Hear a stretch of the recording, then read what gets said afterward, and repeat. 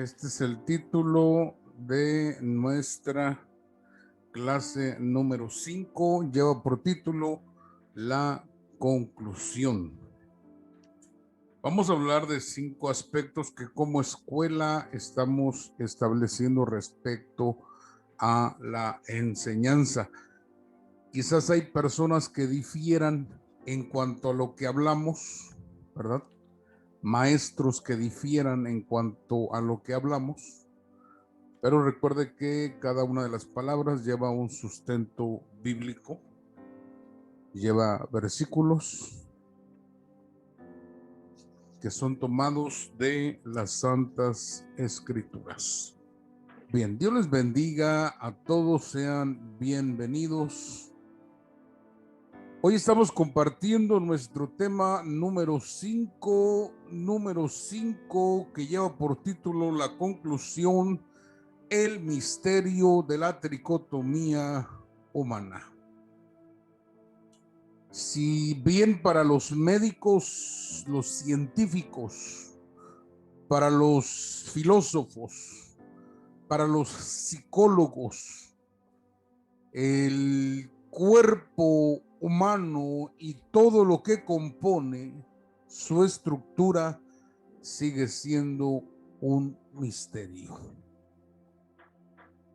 Así que por eso es que lleva este título, el misterio de la tricotomía humana, así como Dios opera como Padre, opera como Hijo y opera como Espíritu Santo, siendo un solo ser divino.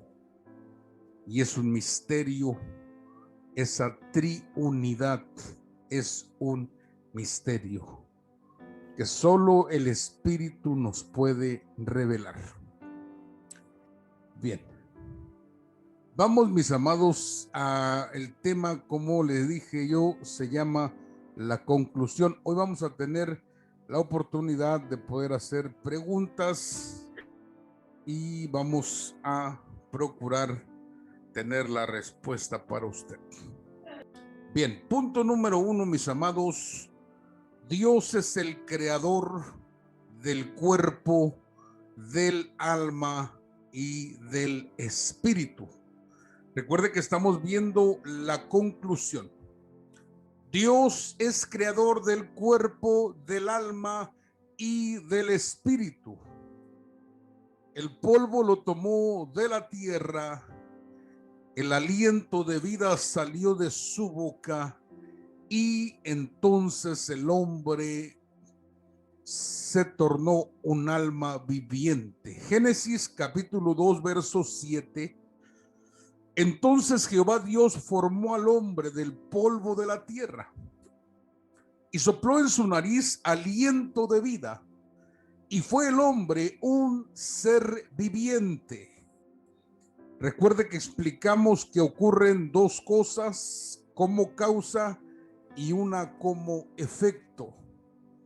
Las dos causas es que el Señor primero tomó el polvo de la tierra, después de haber formado al hombre, sopló en su nariz y entonces se creó el alma viviente.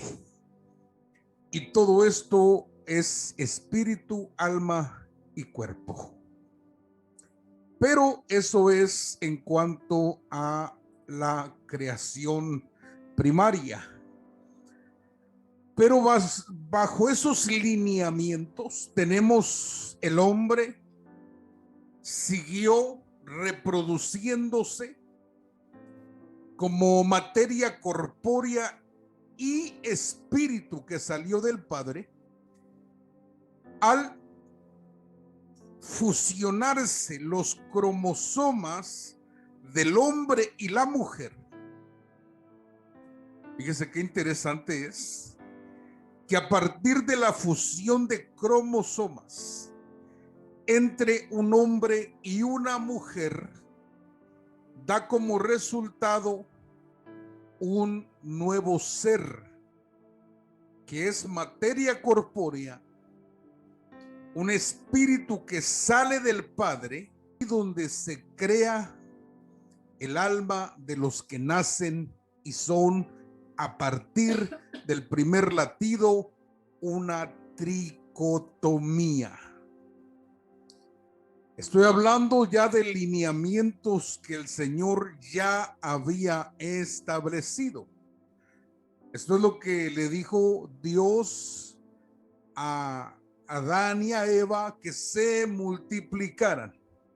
Es lo mismo que le dijo a Noé y a su esposa, que se multiplicaran. Dios le dio ese mandamiento al ser humano que hasta el día de hoy se sigue realizando. Por eso es que, mis amados, en los lineamientos divinos, el Señor crea cuerpos, imparte su espíritu y se crea el alma a través de la fusión. La fusión de los cromosomas. Bien. Número 2, mis amados, el pecado contamina la tricotomía. El pecado contamina la tricotomía. Cuerpo, alma y espíritu. Recuerde que el cuerpo es atacado, por consecuente el alma también es atacada y finaliza con el espíritu humano. Y cuando todo cede, entonces ahí sí las cosas están difíciles. Bien, recuerden que hablamos acerca del pecado. Si el pecado infecta a esta tricotomía, y vemos cómo lo menciona el libro de Éxodo, capítulo 34, verso 7, menciona lo siguiente. Dice que guarda misericordia a millares, que perdona la iniquidad, la rebelión y el pecado, y que de ningún modo tendrá por inocente al malvado, que visita la maldad de los padres sobre los hijos y sobre los hijos de los hijos hasta la tercera y cuarta generación de los que le aborrecen.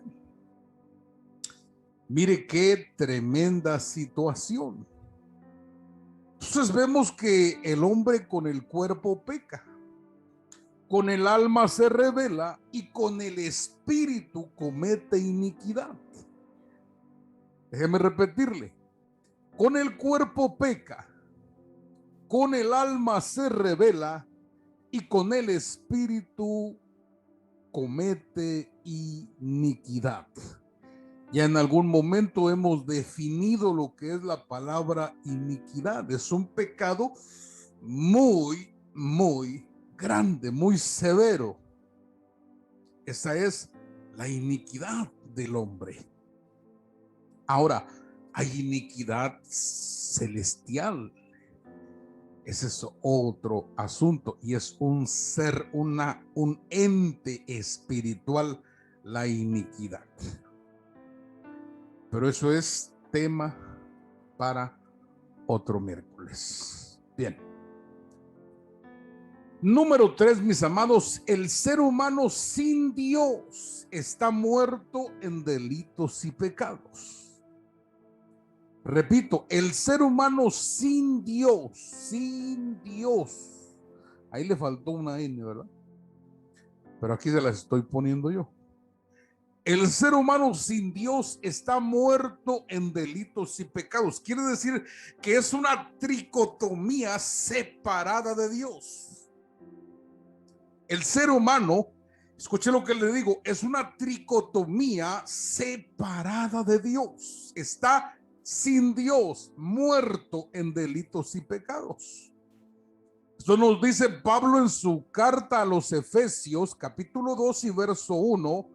Y él os dio vida a vosotros cuando estabais muertos en vuestros delitos y pecados. Recuerde que la palabra muerte significa separación. Quiere decir que estábamos separados en delitos y en pecados. Para esto, mis amados, tuvo que suceder algo en nosotros, en los que escuchamos la palabra, y la palabra engendró en nosotros fe, en nuestro espíritu. Recuerde que éramos una tricotomía muerta, separada, apagada. Pero cuando llegamos al Señor, porque nadie llegó solo, todos llegamos por el Señor. Entonces se activó la fe, la revelación, el discernimiento, la guianza y el conocimiento en nuestro espíritu. Entonces comenzamos a trabajar con el alma y al final trabajamos también con el cuerpo.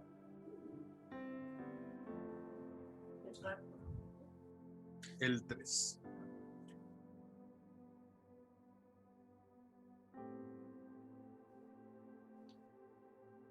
Bien, recuerde que los órganos para que esto suceda son los ministerios. El evangelista activa la fe, el apóstol activa la revelación, el profeta activa el discernimiento, el pastor activa la guianza y el maestro activa el conocimiento en nuestra tricotomía, comenzando con el espíritu. A partir de ahí, un espíritu que recibe estas ministraciones será un espíritu fuerte. Recuerde que hay una guerra entre el alma y el espíritu, porque ambos quieren hacer su voluntad, pero el alma no puede ganar, porque entonces perderíamos la batalla. Ahora, si el espíritu gana, entonces mire, tendremos fe, revelación, discernimiento, guianza y conocimiento, de manera que no nos podremos perder. Bien, ahora sí, vamos al punto número 4. Punto número 4, ¿qué sucede en la separación o la muerte física? Recuerde que leímos Eclesiastés capítulo 12, verso 7, el polvo vuelve a la tierra como era, es el cuerpo, el espíritu vuelve a Dios que lo dio,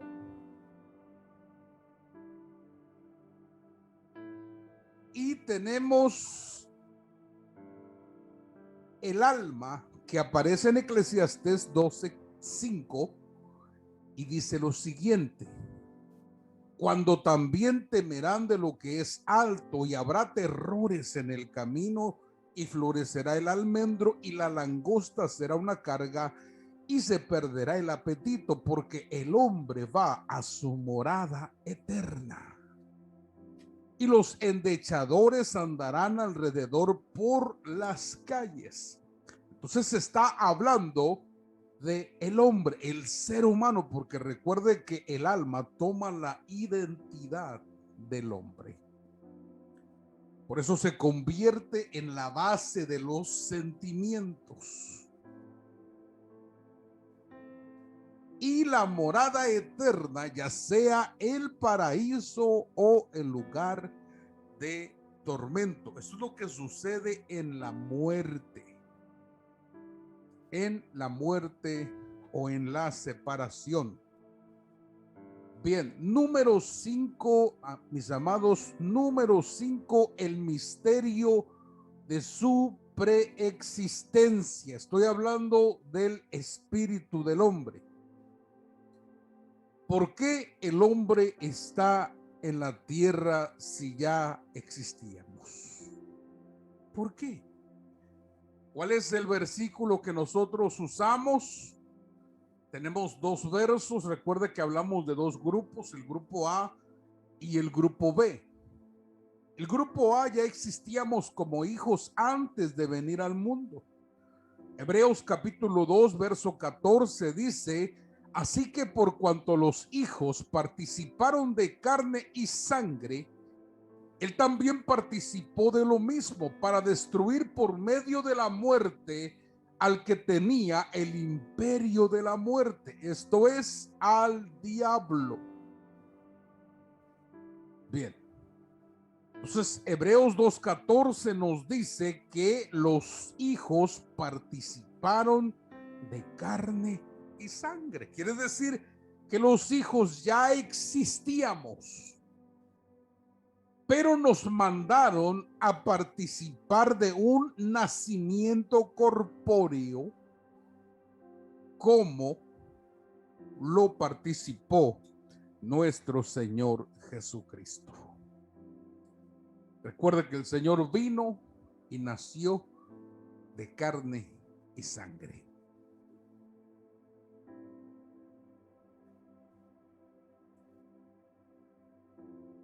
Grupo B, ya existíamos como siervos antes de venir al mundo.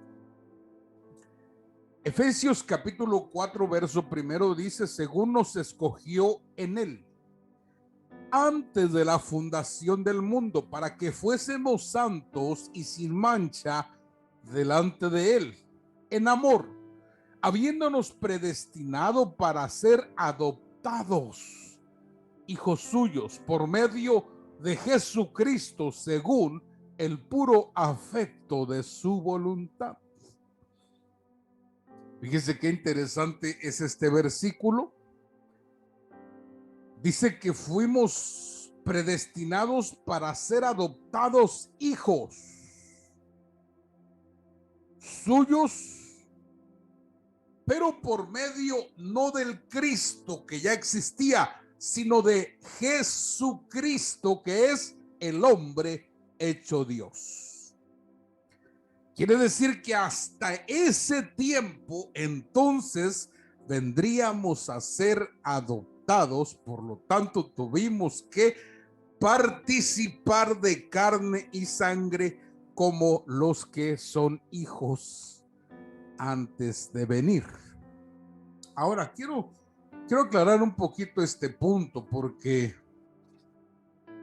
Jesucristo, mis amados estudiantes, bien, vamos a ponerlo en este término: Cristo, mis amados, es eterno, él siempre ha existido. Jesús es la parte humana. Jesucristo es el hombre hecho Dios, y Cristo Jesús es el Dios hecho hombre. Dependiendo el contexto que usted lee, entonces entenderá por qué se utiliza Cristo Jesús, Jesucristo, o si es Antiguo Testamento, el Cristo. También lo utilizan en el Nuevo Testamento algunos, hablando de que él es el Cristo que había de venir, apuntando y señalando la persona de Jesús.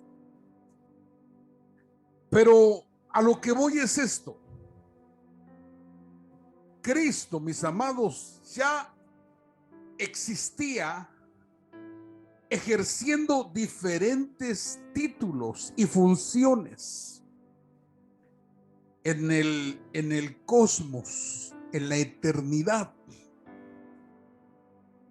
Dice la Escritura que sus salidas han sido muchas, las salidas de el Cristo para visitar a su creación.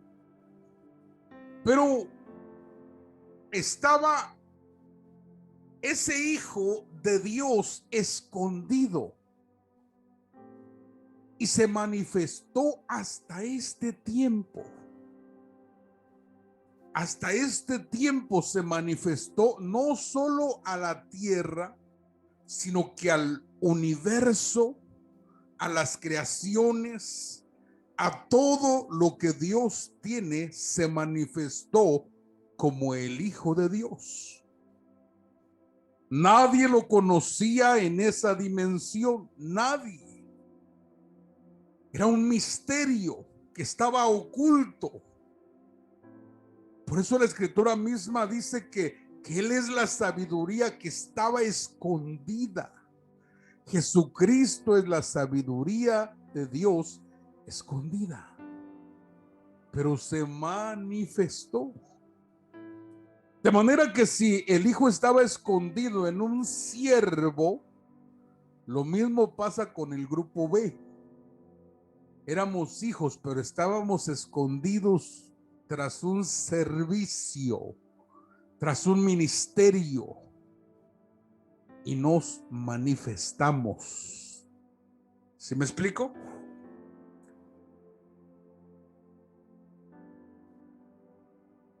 Bien, preguntas, mis amados.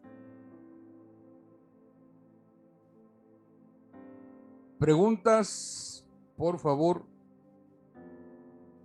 ¿Me podría volver a repetir las definiciones que usted nos dio acerca de Jesús, Jesucristo, Cristo Jesús y el Cristo, por favor, nuevamente, para tomar nota? Cuando hablamos de Cristo, estamos hablando de un personaje de la divinidad que es eterno. Siempre existió y siempre existirá. Él es eterno.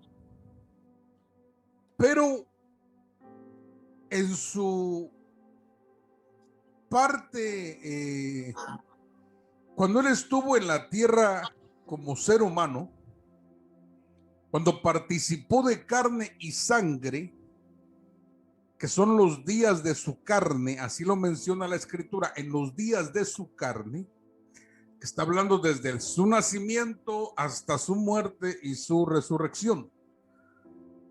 Él es Jesús, la parte humana. Una vez que él resucita de entre los muertos, se le conoce como Jesucristo. Él es el hombre hecho Dios. Jesucristo, hombre hecho Dios. Pero cuando Pablo explica su deidad, habla de Cristo Jesús, que es el Dios hecho hombre. Y dependiendo el contexto de lo que se escribe o la carta que escriban los apóstoles, nos damos cuenta de qué está hablando. Si del Dios que se hizo hombre o del hombre que se hizo Dios. Hablando de la persona de Jesucristo, el Hijo de Dios. ¿Sí me explico, Pastor Armando? Amén.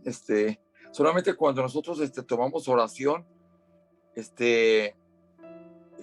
¿cómo podríamos expresar en que, según la oración, cómo nombrarlo para decirle Señor Jesucristo o Señor Bien. Jesús o Señor Bien. Cristo Jesús o por favor, pastor? Bien, yo creo que nosotros, fíjese, nosotros podemos llamarle de las dos formas, ¿verdad? Pero lo correcto sería llamarle Señor Jesucristo. Amén. Señor Jesucristo. Amén. Esa sería la manera correcta. Por eso los apóstoles, desde que comienzan, usted ve la palabra Jesucristo, aparece en el libro de los Hechos. A partir de ahí aparece la palabra Jesucristo. Correcto. Y las dos palabras en conjunto dicen lo mismo, porque Cristo es Mesías y Jesús es Salvador. Es Jesús el Mesías.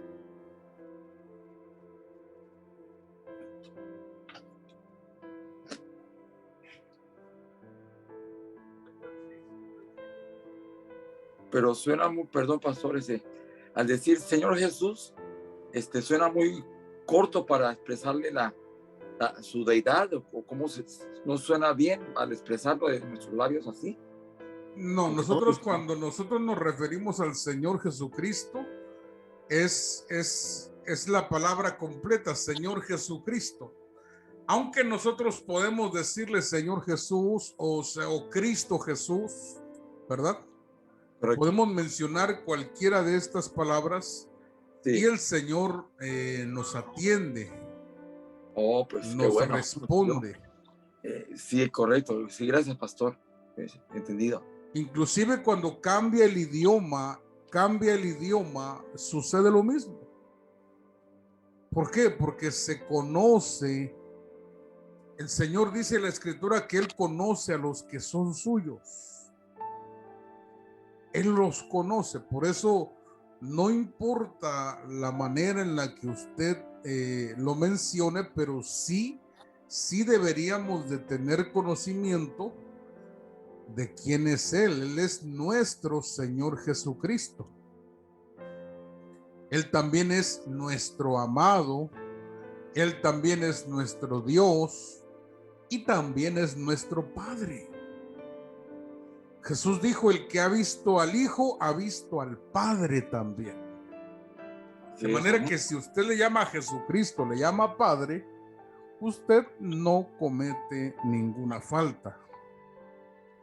Amén, gloria a Dios. Amén.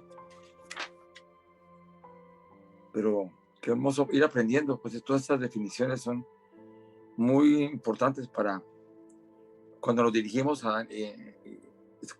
dirigiéndonos pues a una congregación, poder descifrar de qué manera estamos hablando del Señor, ¿verdad? Así es. Pues, para poder tener un compendio total de lo que se está expresando. Gracias, pastor. Entendido. Así es. Qué maravilloso es poder, sobre todo, tener la identidad, ¿verdad? Nosotros tener la identidad y saber que Él es nuestro Padre, es nuestro Dios, es nuestro amado también, como dice la Escritura.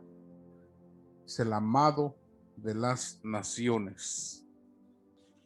Bien, quiero preguntar, Pastor Carlos, ¿tienes alguna duda al respecto? No, ninguna aquí. Ahora sí que ahorita todos bien atentos, nadie. Bien, yo quisiera sí corregir un error que me parece que se mencionó al respecto de la resurrección. En donde dice que estaba en carne, o sea, porque realmente ya no ascendió en carne. ¿Esa parte? No, me refiero a la resurrección, por ejemplo, de los que vivieron viviendo en el cuerpo, siendo cristianos, creyentes, nacidos de nuevo, vivieron en pecado. ¿Sí? Okay. Si la muerte los sorprendió en pecado, bueno, las consecuencias van a ser terribles. Pero si llegó a haber arrepentimiento, esto es en la muerte, llegó a haber arrepentimiento, es probable que en las pérdidas que tenga la persona se pierda el cuerpo, pero se salve el alma. ¿Sí? Recuerde que algunos que pecaron, dice el apóstol Pablo, que los entregó a Satanás para destrucción del cuerpo, a fin de que el espíritu sea salvo en el día del Señor. Y una de las preguntas que algunos de ustedes hacían es que si los que pierden el cuerpo resucitan también. Y yo quiero decirle que todos resucitan, todo mundo resucita. Los que somos de Cristo, todo mundo resucita, buenos o malos resucitan. ¿Por qué? Porque vamos a comparecer ante el tribunal de Cristo. Y en el tribunal de Cristo habrá pérdida o habrá ganancia, según sea lo que hayamos hecho estando nosotros en el cuerpo. ¿Sí me explico? Sí, de hecho, bueno, así lo habíamos entendido porque después lo platicamos y que efectivamente, o sea, salvo que hubiera si la gente vive mal siendo ya cristiana, si se arrepentía en el último instante, el alma, el espíritu serían salvos, más no así el cuerpo, porque tendría que haber alguna pérdida. Claro. Porque al final de cuentas, por lo que entendimos, era que el cuerpo es el vestido del alma y el cubrimiento al mismo tiempo del alma del espíritu.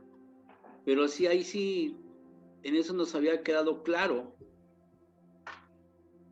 A lo mejor fue un poco rebuscado, pero después lo compartimos entre nosotros y sí, a esa conclusión llegamos. Bien, sí, la respuesta que yo había compartido con ustedes, que estos pierden el cuerpo, pero nos falta ver todavía que en el tribunal de Cristo se presenta todo mundo. Sí. Ahí es para recibir pérdida o ganancia. De ahí ya sería qué es lo que perdimos y qué es lo que no ganamos. Si se perdió el cuerpo, ya no participamos de las bodas. Exactamente. ¿No? Si pero se somos, pierde, dígame. Pero igual son salvos, aún así, aún perdiendo el cuerpo, dice que se salvaría su alma, ¿verdad? Estamos hablando de la salvación en 3 dimensiones. Pero nomás serían 2. La salvación en el cuerpo, en el alma y en el espíritu. Ok. Pero si no están los 3, no entran a las bodas. Niña. Entonces, si se perdió el cuerpo por causa de persistir en el pecado, se mantiene el alma y el espíritu. Si se pecó aún estando en el alma, se va a perder esto y se va a destruir en el infierno. Y se queda el espíritu para salvación. Ahora, si el espíritu también fue infectado por el pecado, se va a las tinieblas de afuera, al exilio. Como hablamos acerca de la lepra en la casa, la lepra en la ropa y la lepra en el cuerpo. La lepra en la casa representa el cuerpo físico. La lepra en la ropa representa el pecado en el alma. Y la lepra en el cuerpo representa el pecado en el espíritu del hombre. Ahora, quiero decirle que es muy difícil que se pierda. Es muy difícil que se pierda el espíritu. Porque siempre hay un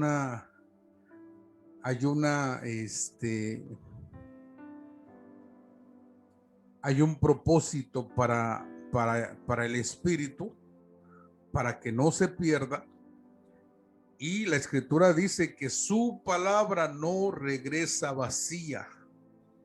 Entonces, al ser ministrados, tiene que haber un efecto en la vida de los seres humanos. Pero eso ya lo vamos a hablar más adelante al respecto del tema que vamos a ver, si la salvación se pierde o no se pierde.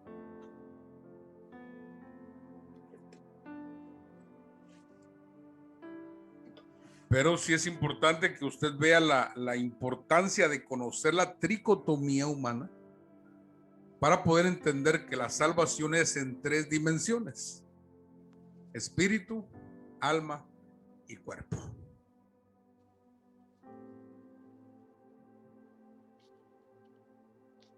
¿Por qué?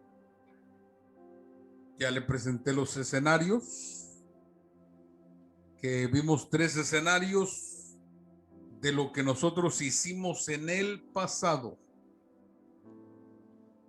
pero que ahora lo podemos remediar obedeciendo al Evangelio de Jesucristo y tomando nuevamente cuerpo, que es la casa, la habitación y la morada de nosotros.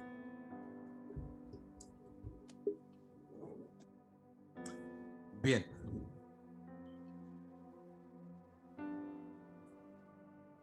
Bien, qué bueno que eso quedó claro, Carlos. Qué bueno que eso quedó claro para allá.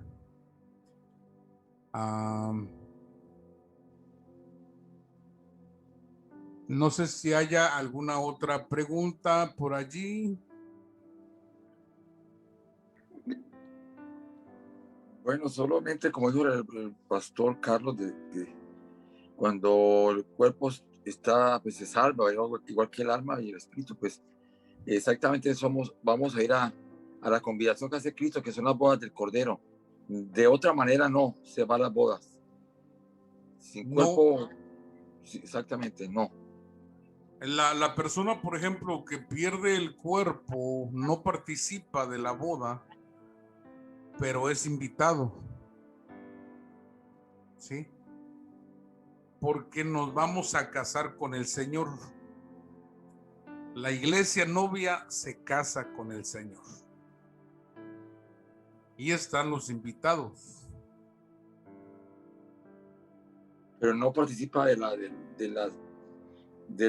excelencia de la boda, no va a estar en la repartición de bendiciones, pues. Así es.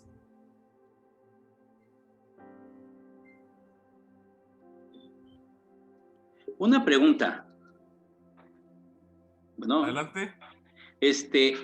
bueno, aquí comentando, una mujer embarazada muere, tiene más de 5 o 6 meses de embarazo, más de 6 meses. La pregunta es, muere ella, muere el bebé, ¿y qué sucede? ¿Qué sucede con en este caso con el bebé? Aún no tiene el cuerpo. Tiene cuerpo. Pero, o sea, bueno, tiene el cuerpo por cuanto a que ya, digamos, ya es un embrión, ya, ya es un feto, ya no es un embrión. Pero, ¿qué sucede? Entonces, al morir ellos, siendo cristiano la mamá, ¿qué sucede entonces con el bebé? No Bien, nació. no se pierde, ¿por qué? Porque simplemente no lleva pecado, ¿sí? No lleva pecado, el pecado de la conciencia. Recuerde que si la gente muere sin ley será juzgada. ¿Cuál ley? La ley de la conciencia. Mientras no hay conciencia, no hay pecado que perseguir. Ahora, si la persona muere siendo un feto en proceso de gestación, dijimos que a los 5 meses ya está completo. En su primer latido del corazón, ya tiene vida propia y se termina a los 8 meses, se termina de formar todo lo demás. Los 8 meses ya está completo. ¿Sí? Sus huesos, todo está completo a los 8 meses. De manera que sí llegan a morir, que la escritura menciona algunos casos, ¿verdad? Que inclusive Job menciona que él hubiera preferido ser un aborto, dice, a nacer y ver todo lo que le ha acontecido. Bien, hay algunas versiones que hablan de un lugar que tiene el Señor para que estos terminen su proceso de crecimiento. ¿Sí? Esto ya lo hablan algunas personas que han tenido la experiencia de poder ir con el Señor, y donde se les explican diferentes cosas en esas experiencias, y tienen, repito, hay un lugar donde se les da la oportunidad de terminar su crecimiento, pero eso es algo que se necesita el sustento para poder afirmarlo, Solamente hay testimonios que coinciden unos con otros de lo mismo, pero las cosas que nosotros no sabemos, definitivamente Dios no ha querido revelarlas en su totalidad. ¿Por qué? Porque continúan siendo un misterio que no se alcanza a comprender. Entonces, recuerde que cuando Dios hizo a Adán, lo hizo sin el proceso de la infancia, lo hizo maduro, de 21 años. Así lo hizo a Adán, de manera que él no tuvo infancia, ¿verdad? Y ese es otro asunto que también inclusive el mismo Adán pudiera preguntarlo, ¿verdad? Pero sin embargo son aspectos de la voluntad de Dios. Y uno de los 12 misterios es la voluntad de Dios. Entonces, no podemos afirmar, en conclusión, no podemos afirmar totalmente si ese lugar existe o es propicio. Lo que sí podemos mencionar es que son sin culpa y son sin pecado, porque no hay conciencia. Amén. Pastores, tengo una pregunta hablando, pues ya creo que, no sé si me salga del tema, pero como usted habló de lugares especiales,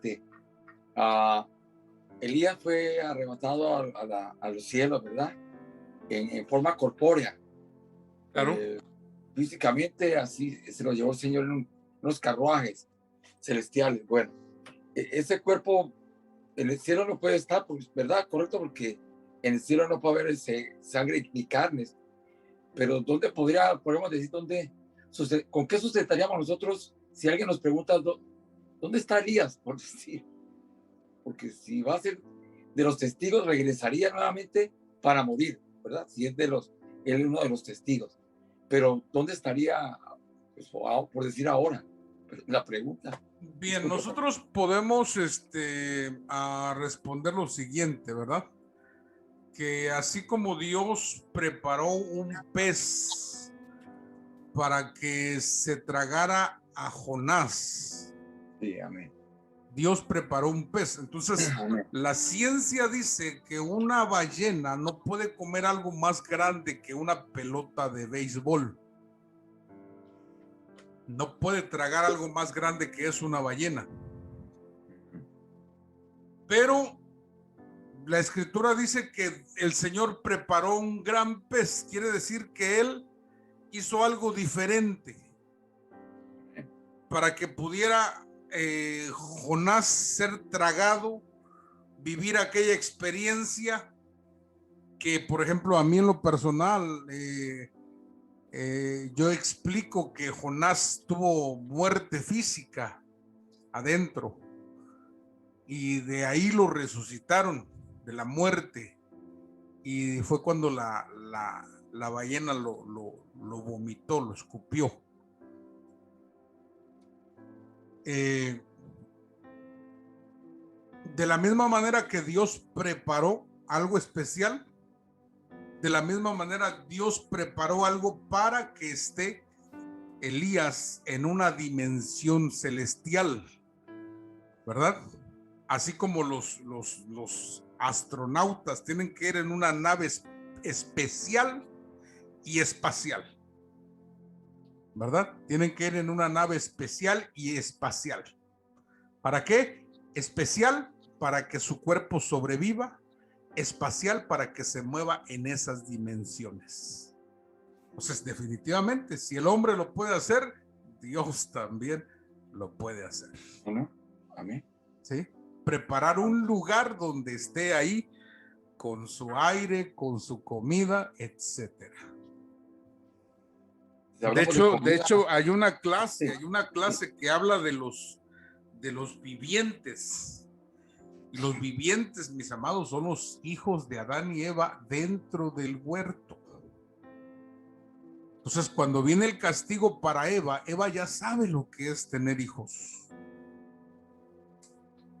Perdón, esa clase me gustaría tenerla, por favor, si fuera posible. Claro que sí. Muy prontamente, porque ya me provocó, ya me está ganando pues el deseo de aprender. Es que está tremenda esa enseñanza, se le llaman los vivientes. Entonces, los vivientes fueron trasladados a otro lugar para que no, porque estos no se contaminaron.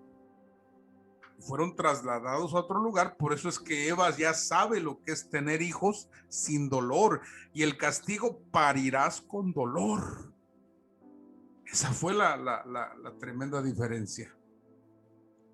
Lo mismo que Adán sabía que es comer sin sudar, y el castigo fue: a partir de hoy comerás con el sudor de tu frente.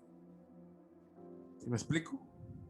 Sí, porque realmente, como la escritura habla de que ellos fueron expulsados del huerto, ellos dos, pues no hablaría, como se está diciendo, de aquellos hijos que nacieron dentro del huerto, pues sí, lo que está tratando de explicarlos. Así es, eso es lo que nosotros vamos a esa clase la vamos a tomar. Sí, y dentro de la clase, que también se llama las razas paralelas a las del huerto del Edén. Razas paralelas. Sí, y también en el tiempo de Noé, razas paralelas. Por eso eso lo vamos a ver con calma también, para que podamos ir entendiendo mayormente las escrituras. Perdón, me trato como adelantar un poquito o preguntar en cuanto a eso. ¿Esa raza paralela se refiere a los tipos de razas que existen dentro del globo terráqueo? ¿Raza de anglosajones o los orientales? No es eso, no. No, estamos hablando diferentes al ser humano. Ok. Son razas y eso lo registran las escrituras en el libro de Génesis, capítulo 6. Cuando nos vamos al original hebreo, ahí nos registra diferentes razas paralelas viviendo juntas. Fue por eso que vino el diluvio mundial, porque eso es el colmo de los colmos, ¿verdad? Es el pecado más grande que hay, es la mezcla. La mezcla, eso es lo que Dios aborrece. Entonces, vamos a tocar también un poquito el tema de los que no van a resucitar, ¿verdad?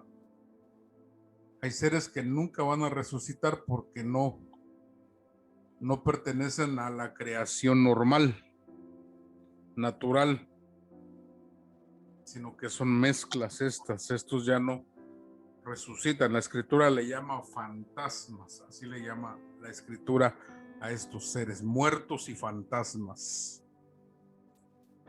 Es una raza de gigantes que menciona la escritura, de los Rafaitas. Ok, no, pues bien. Entre más avance, estamos muy expectantes, pastor. Claro que sí, vamos a ir paso a paso en lo que estamos estudiando. Nada más quiero que no queden dudas al respecto, y si hubiese alguna, pues la podemos platicar. Bien. De manera que no tenemos alguna, entonces. ¿Alguna otra pregunta? No, pues yo quisiera que publicara esta enseñanza, porque quiero volverla a tomar. Está muy interesante, pastor. Muy hermosa. Y gracias por todo, pastor. Bien, entonces en las conclusiones, mis amados, ¿estamos de acuerdo? Bien que sí. Sí, estamos. Amén. Sí. Amén. Perfecto. Mi hermana Cristina. Cristina Barrera. Sí, apóstol, buenas noches. Es demasiada información, pero cuando lo vuelva a ver, creo que voy a tratar de digerir un poco más. Recuerda que puedes revisar las enseñanzas nuevamente. Gracias a la tecnología, pastor, porque en otros tiempos creo que no hubiese habido forma de poder empaparnos tan bonito, como dice la hermana, que vamos a poder digerir nuevamente lo bonito. Gracias a Dios. Gracias al Señor. Perfecto. Bien. Bien, esperamos también a los demás que tenían algunas dudas, pero no están conectados. Y bien, creo que terminamos nosotros. Ya si hubiese alguna duda, ya sería responderla aparte para los que falten. Y de esta manera cerramos esta enseñanza, el misterio de la tricotomía humana. Bien, ¿qué les parece, mis amados, si oramos al Señor y le damos gracias?